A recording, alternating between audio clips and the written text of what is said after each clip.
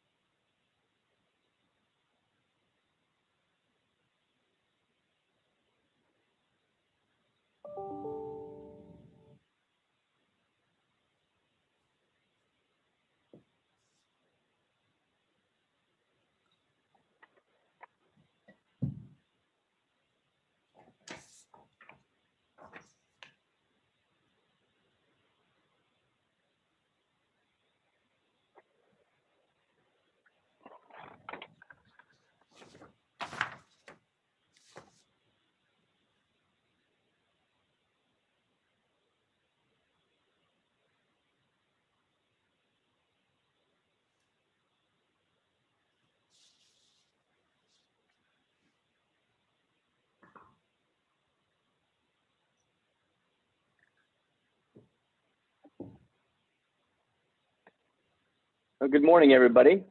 We might as well go ahead and kick things off here. This is Craig Wetmore at the United States Embassy. I want to welcome you all to the second Science and Technology diplomatic event here in Singapore in 2021. We're excited to get things moving again. On behalf of my fellow Science and Technology co-chairs, we want to thank you for your participation and look forward to a robust conversation today. We also want to extend a special thank you to our colleagues at NUS for joining us this morning. I want to remind everybody that the session will be recorded.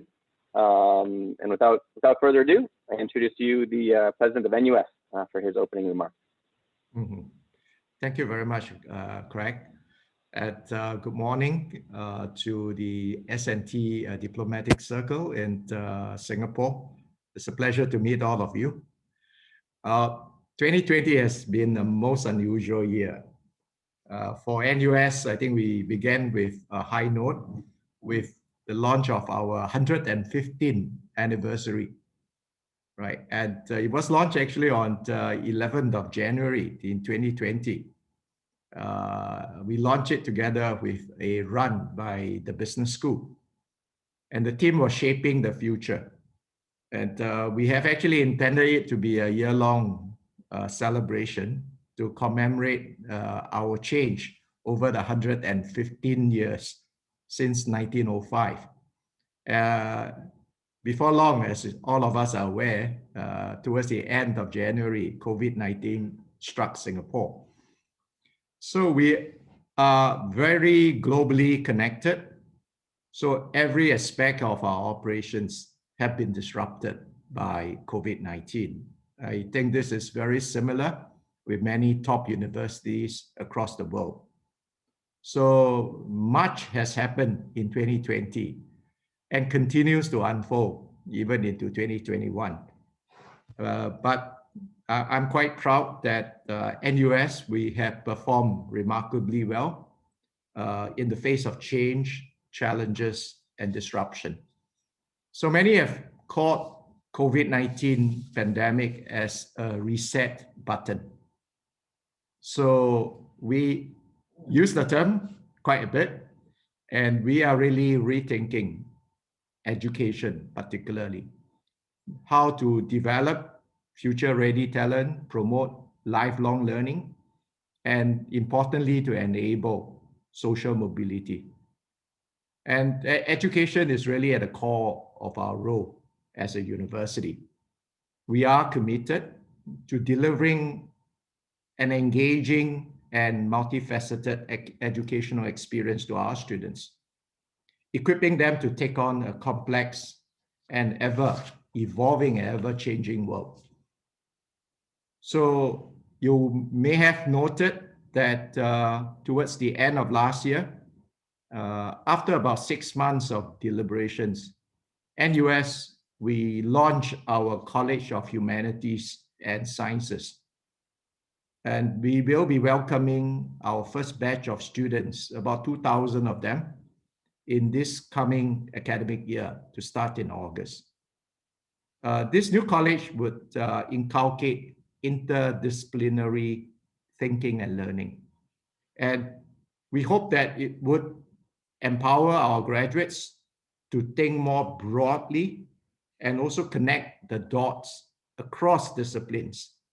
Something which I think we do very often in research, but interdisciplinarity has not actually infused into education. And this is quite similar across various parts of the world. We have attempted on a small scale interdisciplinarity over the last 20 years. So we felt that this is the time for us to scale up and bring interdisciplinary teaching and learning to the next level. And COVID-19 has really driven us to search, to learn and to discover new tools and ways of doing things.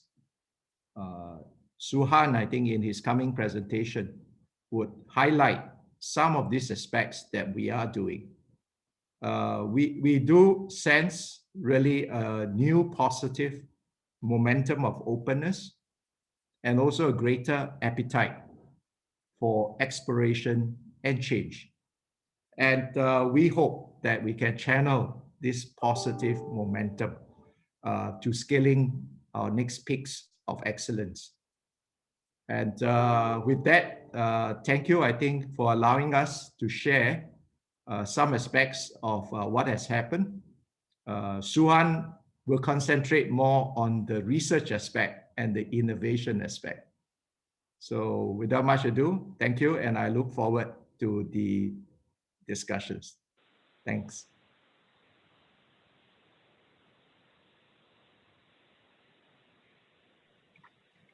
Thank you, Chye. So let me try to share my screen if I get to do this properly.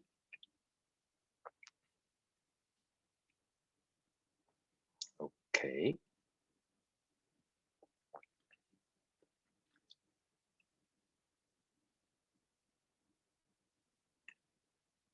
Okay, does this look proper to everyone? Okay, thank you.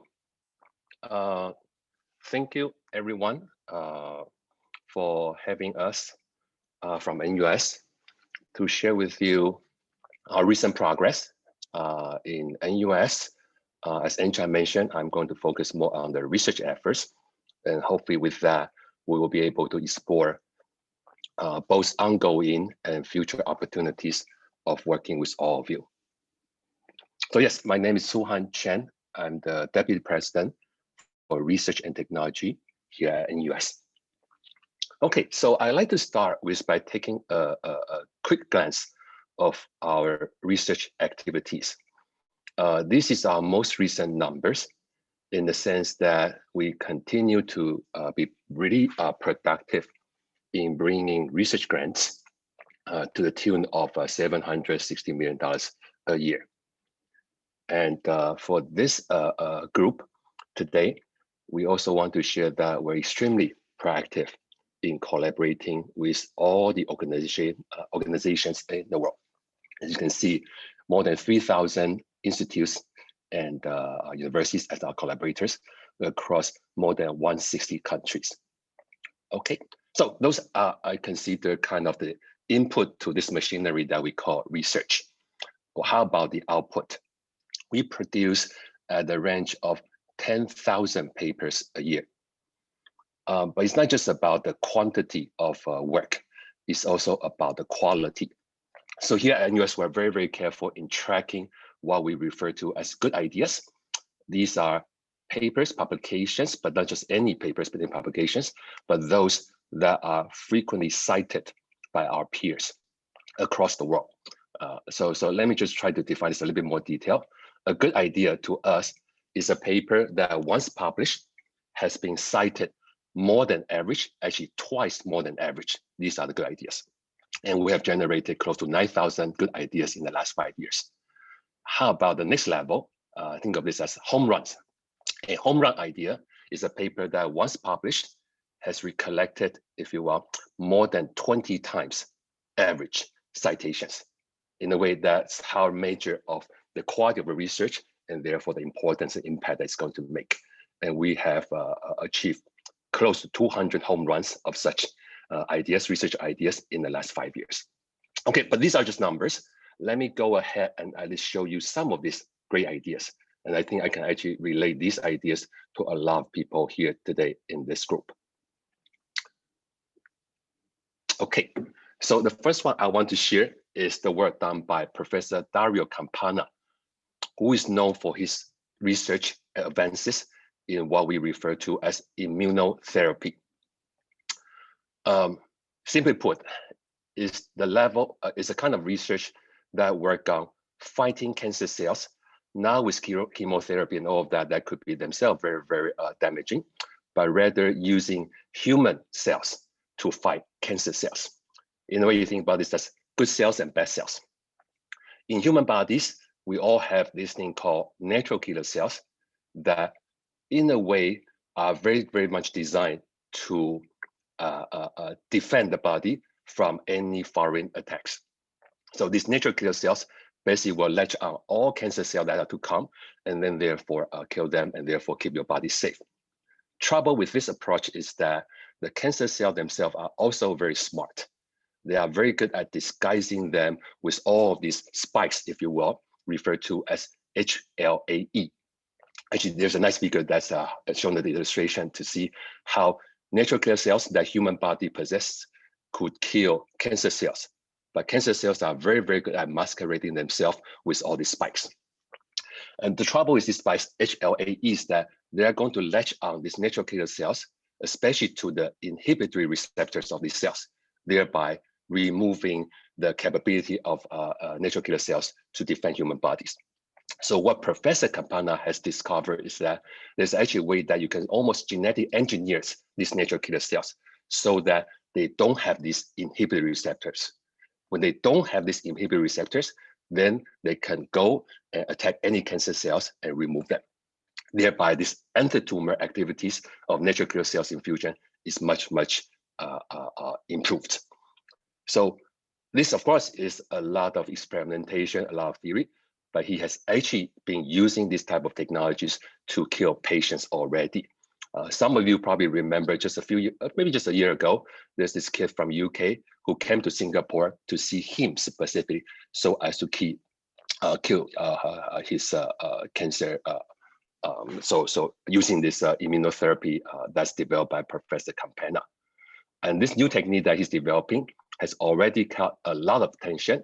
How much attention? As I mentioned earlier, more than 23 times average citations compared to all the other papers in the same field. That's what we call a home run. And that's number one. With that, I'm also going to share with you another home run, another paper that's received also more than 20 times, well, in this case, 22 times average citation since publication. This is done by Professor Benjamin T, our rising star, so to speak, who's known for his work in electronic skins. He has now taken this electronic skin technologies to the next level. This electronics is not being more than conductive, transparent, flexible, and all of that. They are also self-healing. What does that mean? If you have this material that he has developed and you cut through it, at both sides of the cut, once the cut is made, they are going to form these protective shields that are going to allow them to stick back together, either in dry or even wet conditions. In fact, within less than a minute, this healing can be already as good as before in terms of its conductivity. Further, if you give a few more hours, it's going to heal also together with its original mechanical properties. What that means is that you can actually use this electronic skin for many different applications, such as touchscreen, pressure sensor, strength sensors, or even soft robotics that are materials that will react to its environments to accomplish different missions. And the fact that they're self-healing now also means that you can put them in any conditions. Even after these multiple cuts, they will heal themselves so as to recover their functions. And this is Professor Benjamin T, another home run idea that has been generated by NUS in this one past year. There are many others, as I mentioned. We generate about 200 such home run ideas over the last 5 years. Okay, but those are just ideas. Right? Ideas will remain ideas in the lab until they are translated into real-world applications. So on this slide, I want to show you. In interest of time, I'm not going to go through all the details, but I thought it'd be interesting to identify at least one of them to highlight them as much as I have time for. This is the 60-second breath test to detect COVID-19. I don't know if you can see my cursor, but I try. So this is research done by a former PhD student and the advisor. They were originally working on the detection of lung cancers, actually, using your breath. Because of all these different organic particles in your breath, they can detect them, map out the spectrum, and then using machine learning, they can recognize what kind of diseases that you have. As I mentioned, they started with the detection of lung cancers, but during the COVID time, when COVID hit us, they quickly turn around and direct their research into the detection of COVID-19. So they came out with this technology that can detect any infection of COVID-19 from your breath in as quick as 60 seconds. And as you can see, as all countries try to open up their borders, allow more and more air travel, this is going to be such a crucial technology to make that possible. They have actually run a clinical trial already among 200 patients, and they are able to show that the detection success rate, the accuracy is high as 90%. So it's very much promising technique. And thanks to our the other deputy president, Professor Freddie Bui, we have been able to translate that, as I said, basic science into technology that can actually be deployed. So I like to use this as an opportunity to comment that shows that all our years of investment in basic science can actually become very, very translational in times of need. And this COVID-19, again, has shown that. Okay, so in the remaining time, I want to share with you our ongoing and upcoming efforts in growing NUS research, but with the focus on RIE 2025. Some of you might have heard RIE 2025 is Singapore's planning at the national level every 5 years. Well, RIE 2020 before the one we are in now, before the RIE 2015 and all of that. In terms of deciding how we're going to invest resources into research, innovation, and enterprise across the nation, and we do that planning every 5 years. The most recent announcement some of you might have heard is RE 2025. That's a plan for the next 5 years, actually starting in April, in a way, counting the financial years. So what we want to do and what we have been doing is to make sure that we align our research, at least at the program levels, with what RE 2025 are trying to aim at. So let me just quickly go through this. In the past year only, we have rejuvenated a few research institutes at the university level, such as iHealth Tech, N-of-1 Institute for Health, in the domain of health, human health, and potential. We have created new research institute at the national level, at the university level, CITIC, Center for Trusted Internet Community, AIDF, Digital Finance, Asian Institute for Digital Finance. So these are in the domain of smart nation and digital economy. And there are more and more for up and coming programs that I won't have time to go into, but the other two domains are manufacturing, trade and connectivity, urban solutions, and sustainability. So the idea is that we're trying to build up our research programs, ongoing and upcoming future programs, to be aligned with RE 2025. I forgot to mention that this level of investment from Singapore government is at the level of $25 billion for the next 5 years. So we want to make sure that we're very much aligned with those domains as defined by the national plan. At the intersect of these four domains, though, I want to point out is a new institute that we're very proud to have established. It's going to receive a big grant from the government to build up. This is IFIM, Institute for Functional and Intelligent Materials. Let me give you a little bit more detail.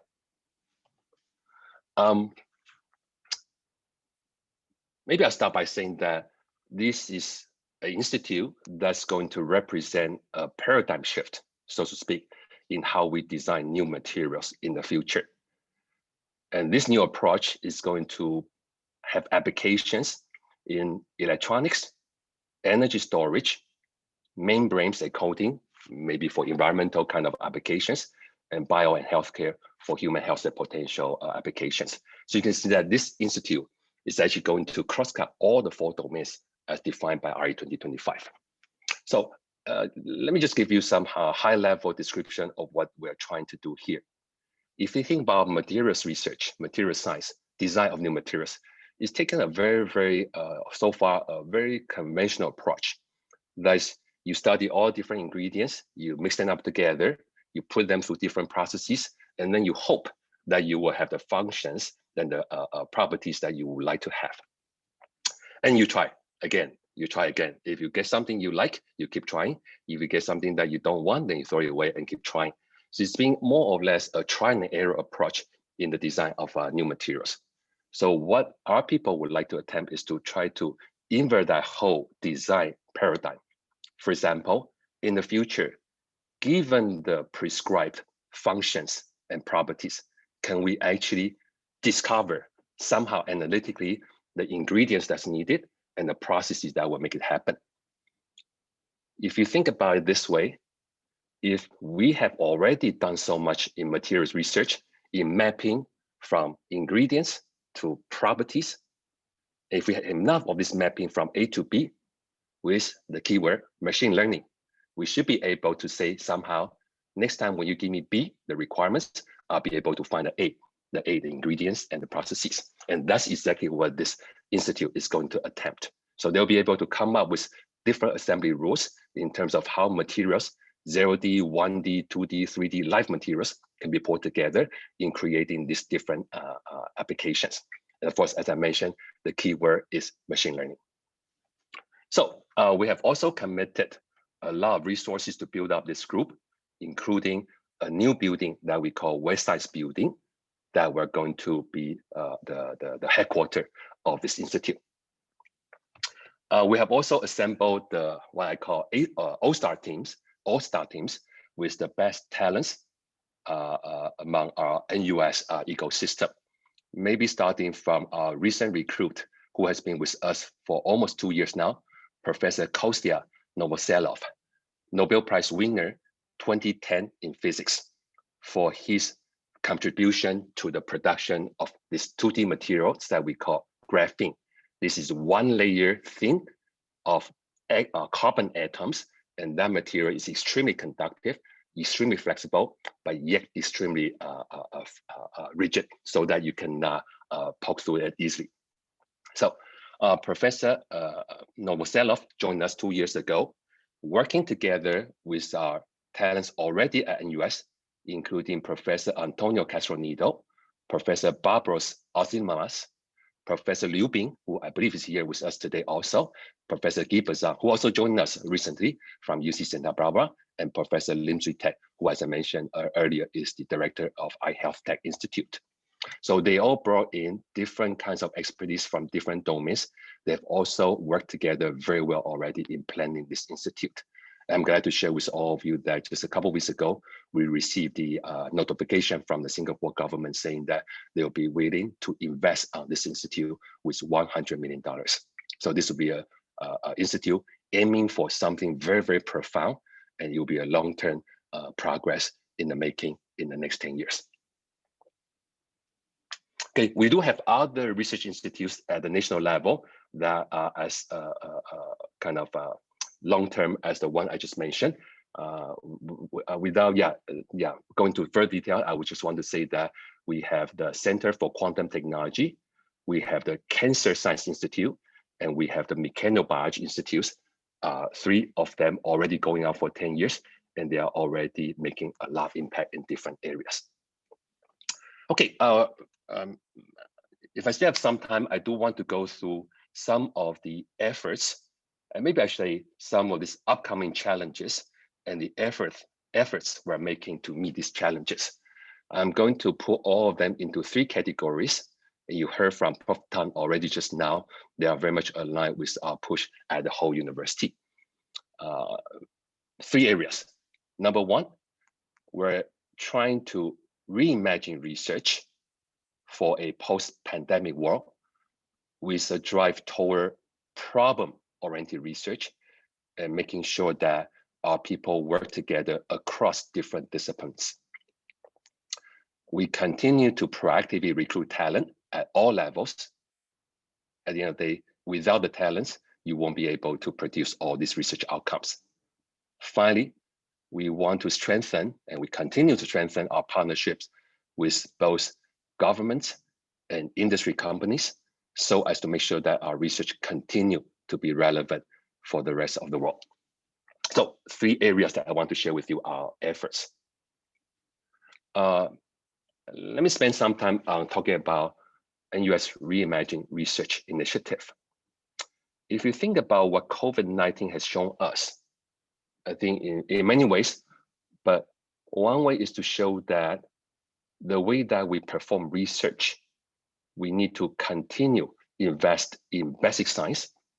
As I said, in times of need, this basic science can quickly turn around and become translational and impactful.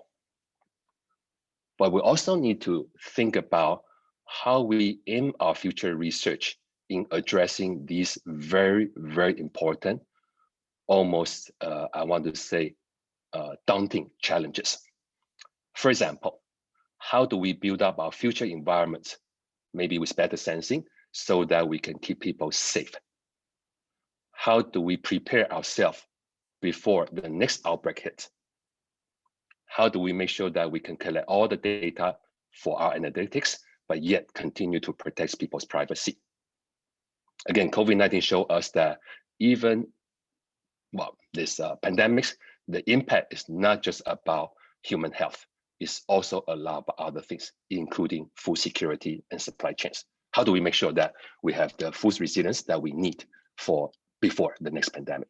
How do we make sure that we analyze human behaviors in our policy making so that we know how to deal with challenges like that? So we have launched this Reimagine Research Initiative. We take a more proactive approach, so to speak. Unlike the usual way of doing research, yeah, we put up a call for proposals, looking for people to apply. We go through all the application and say, we like this, we don't like that. For Reimagine Research, we really think we need a new approach. We need to be more proactive in identifying among our professors who might have the solutions to address these real world problems. So we've been conducting these what we call problem-driven workshops so as to bridge research innovation. This is how it works. At every workshop, we don't just let every professor roam free and talk about how proud they are about their research, right? I mean, we as professors, we all like that. But instead, we start each workshop with a very, very specific problem statement. On the right, I'm trying to show you one example. I don't know if you can read this well, but anyway, the idea is that how can we produce or how can we enable future plants and vegetables to be more resilient? Can they survive with less water, higher temperature, and less fertilizers? So with that problem statement in front of our professors, researchers, each workshop then follows by each professor talking about a particular solution that they are trying to study, and they believe that is going to be useful. After each professor presents his or her solutions, we then pull them together and tell them, why don't you then try to see if you can come up with a very, very compelling proposal to which university will provide the seed funding. And they are also very, very encouraged to identify collaborators from outside NUS, even outside Singapore. And then we'll be able to provide them the seed funding to get them off the ground with maybe some preliminary results so that they can pursue further, maybe even including attracting external grants as well. As I said, not just external to NUS, but also external to Singapore. If you look at all the foundations across the world, all the different governments across the world are trying to attack more or less the same set of problems. I think we can do a lot by seeding our talents and then encourage them to collaborate with other places. And this is one example in terms of producing or enabling future plants to be more resilient. Okay, And here's just a list of our, if you will, first batch of research projects that we have funded. I don't need you to go to all the details, but I thought I would highlight one thing. As we take a more and more problem-driven approach to in our future research efforts, we also find that we're more and more at the intersect between science and technology and social sciences. I want to highlight that. For example, this project, the one in the middle, Professor Vinita Sinha from sociology, has a lot to do with how you analyze families of different, let me say, social status, economic status, education levels, how different families are impacted by COVID-19. And the way she's going to do about this is to look at WhatsApp messages shared by families, by identify sentiments among these WhatsApp images families and friends share with each other. She would like to be able to say what kind of family compositions, what kind of education levels are the people, the groups that are impacted the most. Thereby, she want to use that kind of analytics to guide future policy makings in making sure that we invest future resources among families that are needed the most,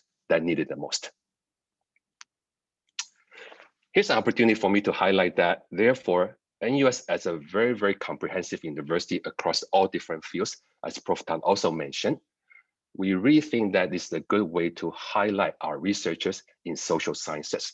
Really, the roles that they are going to play will be no less than our professors in science and technology.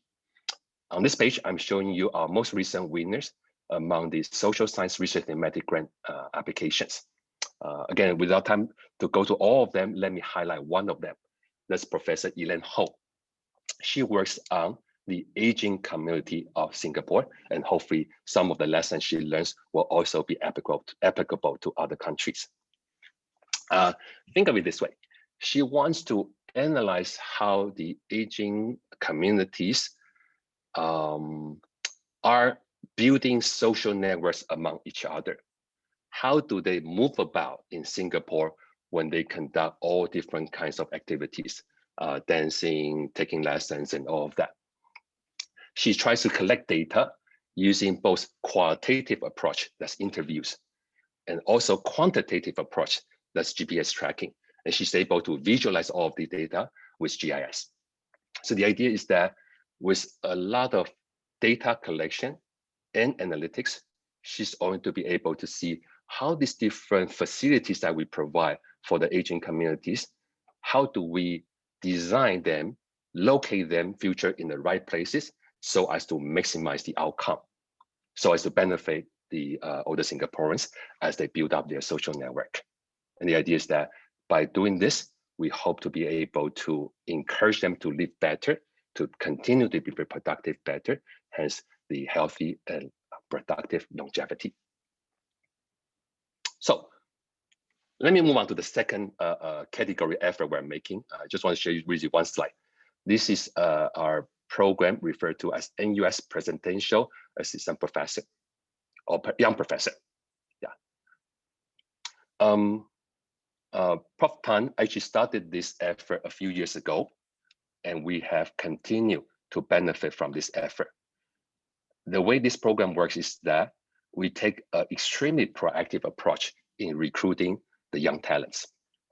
For example, we go through all the faculty candidates among all the faculties and try to identify the best of the best. Try to provide them a little bit more support. Try to entice them to come to join NUS, to come to Singapore also, and thereby hoping that with the extra investment we put on these people, they'll be able to bring future success to their careers. Maybe I just want to make one remark. If you look at the group of people that we're able to recruit, I myself feel always very heartened by looking at the diversity in gender, the diversity among different technical domains, the diversity among different ethnic groups, and even diversity among people where they got their PhD degrees from. If you look at where they got their PhD degrees from, I think you will agree with me. This is really a group of young talent, extremely strong credentials, and we're very, very confident that they will bring us our research to the new heights. Yeah, I was going to mention that even with COVID-19 in the past year, limiting travels and all of that, we continue to be successful in landing this very talented and productive, promising researchers using the NUS Presidential Young Professorship Program. Okay. So maybe it's another point I want to make in terms of not just recruiting the best, but also coach them and make them future leaders. This slide, I'm trying to indicate a few future, already current leaders that we have identified among our professors and make sure that they have the support to succeed. Excuse me. Okay, how about this? Professor Liu Bing, I know she's online today, so maybe I'll let her introduce herself a little bit more, but also Professor Leung Ziyun, who is Director of AI Singapore Technology, Professor Silvija Gredichek, who's our Director for Applied Material Corp Lab, which I'm going to talk about more later.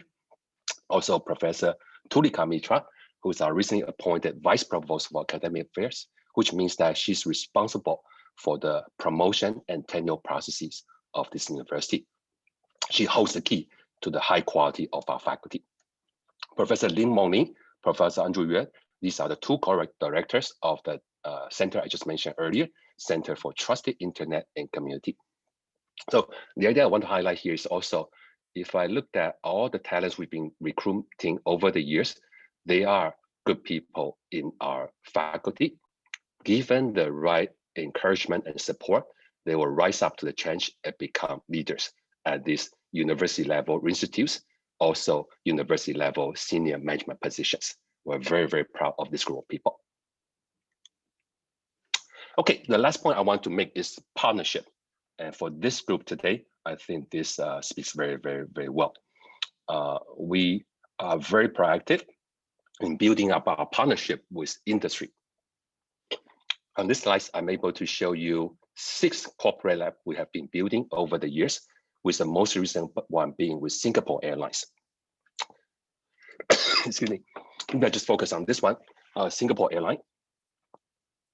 The idea is that if you think about what's really needed today to open up the borders, airline industry have already taken a big impact in the last 12 months. How do we bring them back on their feet? Hence the importance of this corporate lab collaboration between university, the company, with investment from the government. We're going to invest in research in these 4 thrusts in this particular corporate lab. 1, how do we, by dynamic pricing, to help them bring back revenues? Thrust number 2, how do we employ digital technology to train the flight crew? Thrust number 3, how do we engage wearable devices to make sure that the employees are well? Finally, last but not least, how do we make sure that with technologies in future cabins, we can keep the passengers flying well and flying safe, including their health, such as the concerns about the pandemics. So you can see that even more so, this is an important time for us to invest research in airline, air travel related research, so as to help them get back to their business, but even more importantly, so as to help all the countries to open up their border. We're actually building already a cabin simulator on NUS campus. When I say cabin simulator, it's actually a full-size business class cabin with already seats provided by Singapore Airlines. We're going to simulate all the airflow in the cabin and see how we can design future cabin so that the airflows are circulated, filtered, cleaning up in a way that is able to keep all the passengers safe. So that's what we want to do. Okay, so with that, maybe just one final slide then. We're also working very proactively in forming partnership at the national levels. I'm just going to highlight these 2. There are many others. First one had to do with Quantum Engineering Program, or QEP. As I mentioned earlier, we already have a research center of excellence on quantum technology called CQT. With their advances in science, we have also now received extra funding from the government, referred to as QEP, Quantum Engineering Program, so as to take their basic science into translational technologies. With the second phase of funding, it's grown to a $125 million program, headquartered in NUS, directed by our Professor Allison, but serving the whole Singapore ecosystem. The other one is AI Singapore. With the recent top-up of phase 2 funding, is now become a program of $400 million funding over the next, the current 8 years we're in. We'll continue to support the Singapore economy. We'll continue to work with Singapore's national AI strategies. And we have also added, in addition to the research technology innovation pillars, a fourth pillar called AI Marketplace, so as to take all the AI research we do and translate them into the market. We're going to provide libraries of algorithms, depository of data to be shared with companies, to be shared with government agencies, so as to deploy AI research, AI technologies. Okay, and again, as I mentioned, these are actually programs at the national levels, and NUS is very, very proud of being the headquarters of these national level programs. Okay, I probably have taken enough time of this. Let me just quickly summarize. Again, thank you for being here, letting us share with all of you and your research progress we have made, but also endeavors we're taking into the future. Summarizing, we're taking a more problem-driven, interdisciplinary research approach with this Reimagine Research Initiative. And we hope that we can then prepare ourselves for both the pandemic we're in, but also what's beyond COVID-19. Second, we continued our effort in proactive recruit talents, but also coach them and mentor them and encourage them to take up leadership positions in the university. Finally, we continue to make efforts in building up partnerships, strategic engagements with industry companies, but also governments, not only in Singapore, but also other countries as well, so as to continue to ensure that our research stays relevant. So with all of that, I thank you. I guess I don't know if we have time to take any questions or comments. If possible, I would also like Professor Liu Bing to comment on a couple of things that she may have in mind, both in terms of how we coach our professors, making them take up leadership positions such as herself, but also how we build up a research program, especially in the domain of sustainability. So back to you. I don't know, should we take any question, discussion? How do we do this? Maybe I'll stop sharing. Please, yes, if anyone has any questions. If you have any questions, please feel free to unmute your phone and maybe can I ask the first question, Craig? Fire away. So I'm Per Christelund from Norwegian Embassy. Thank you very much to Prof. Tan and to Prof. Chen for an amazing presentation of your achievement. I have one rather quick question, and that is, have you made any plans or strategies to engage in the European Horizon Europe endeavor that is starting now? And that's the other part of that question, is that the Horizon Europe is very much focusing on entrepreneurship, translating research into business to enterprises and to grow businesses. I feel that your comments on problem-driven research is very much in line with the thinking in this European Horizon as well. So are you making plans to engage in the European research community? The answer is yes, in general, but also specifically, we're working with the European Research Council.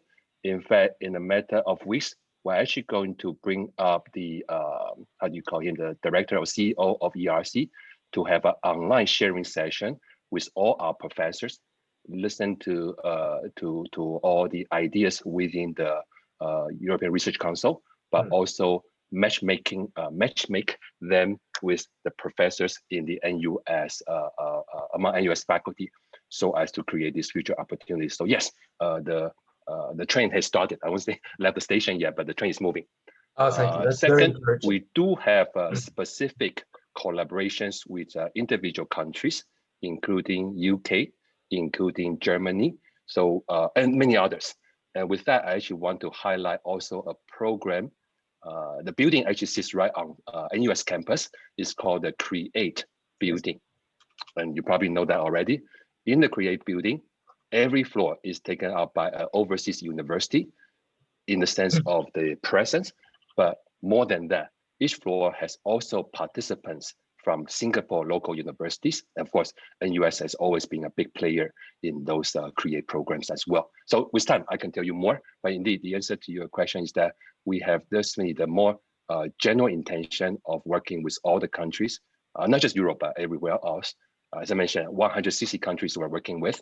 And second, specifically, we do have the individual efforts, such as with ERC, such as with individual countries, but also such as with all the tenants in that Create buildings. So and we look forward to seeing more of that. Thank you. If I want to add please. to Suhan's point, Suhan has dealt with mostly the research part. At NUS, we also have an innovation and entrepreneurship part. Yes. Which is headed by another deputy president, Freddie Boy.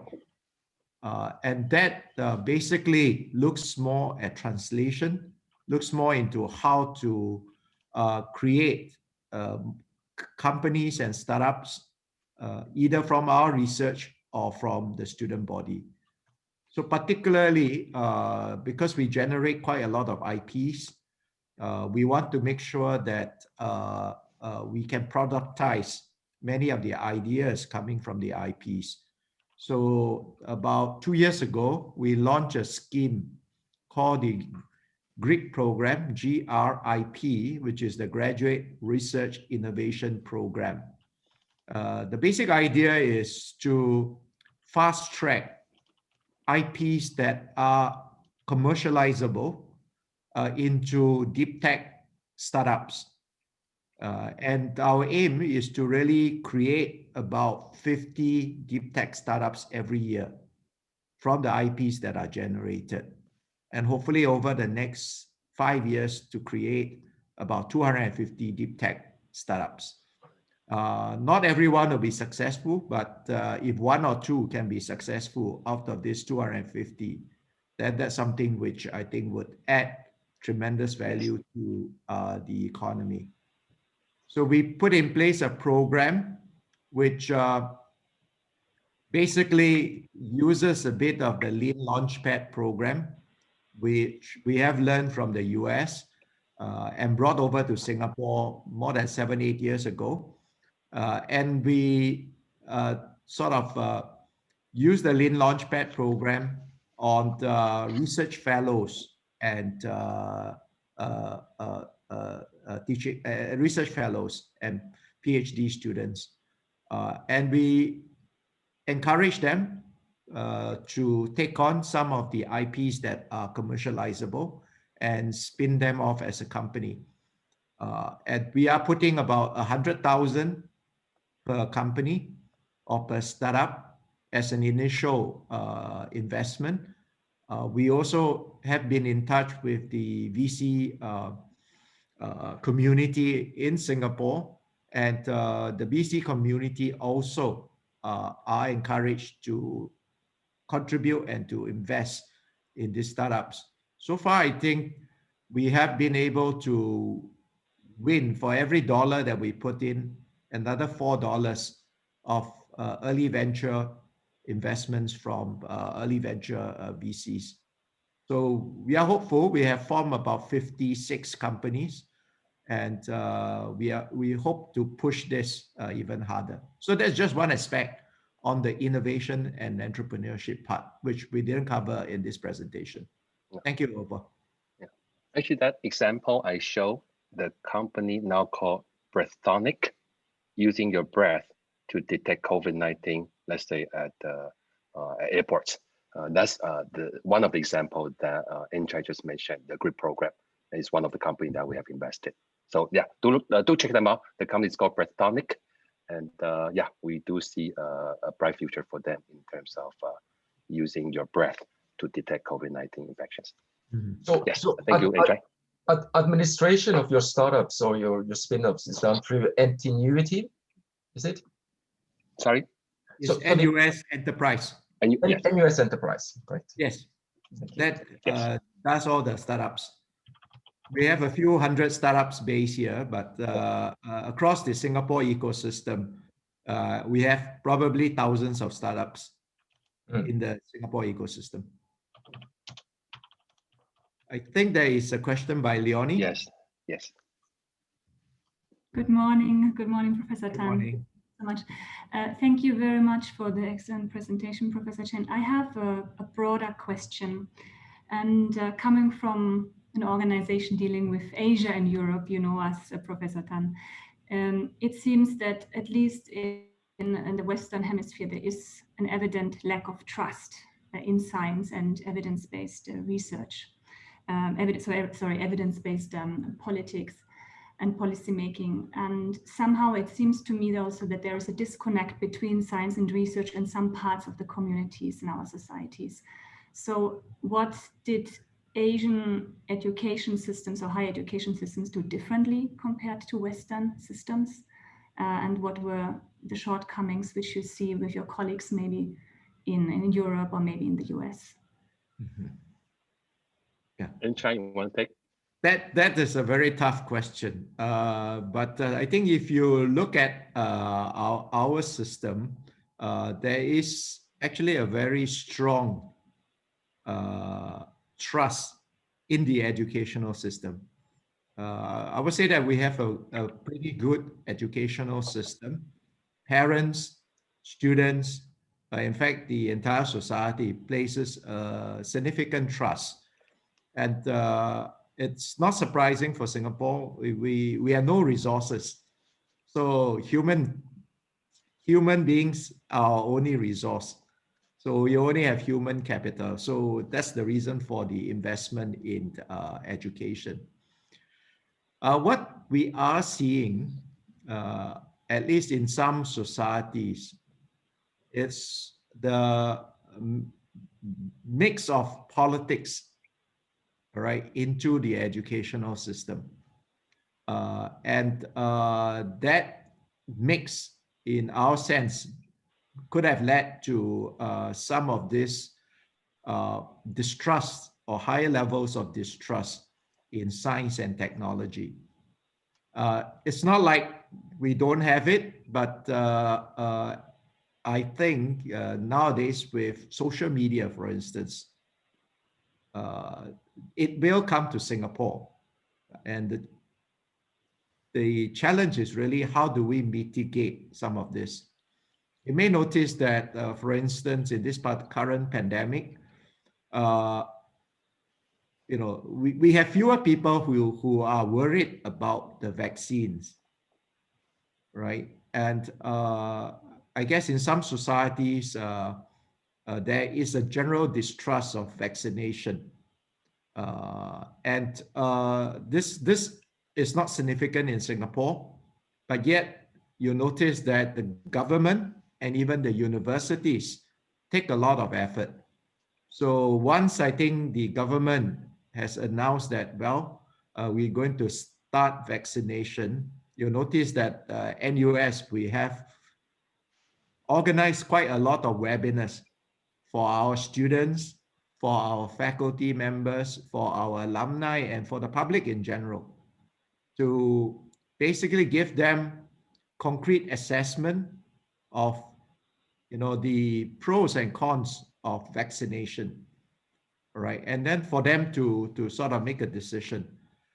So I think constant education mitigate falsehoods that are spread usually through social media. That's some of the things that we do. But you will find that in our school systems, we are more calibrated in how sort of politics can possibly be infused. I think it's an important topic, but we are careful in how we calibrate blending in political studies at the school systems. So I think these are some of the things that we do, which are different from some of the societies. But your question is actually a tough question to answer. Hey, Chye, can I add to that? Yeah. Yeah. If I may, Prof. Tan is a mathematician. I am an AI scientist. So by definition, we're already very well driven by evidence and data. Yeah, that said, it's true. The world is pretty messed up, if you will, right? In addition to the education that distinguishes Singapore from the rest of the world, actually, in a way, Asia from the rest of the world as well. I also want to just add to what I mentioned earlier, this Center for Trusted Internet and Community, new research center that we have built up. In a way, it's also our effort in connecting our social scientists together with our life sciences and physical sciences all together. Because really, to bring the world back to what it's supposed to be, we need to be very, very evidence-based, as Leonie you just mentioned already. And we need all our researchers across the domain, even all the way from political science into, say, high density, high energy plasma, if you know what I mean. I think that connection of the science and technology with the social sciences and humanity together will make the world a much better place. And that's what we're attempting to do. Thank you for the question. It's a tough one, but yes, thank you. So much. I think I have time for one more very quick one, if anyone wants to raise their hand.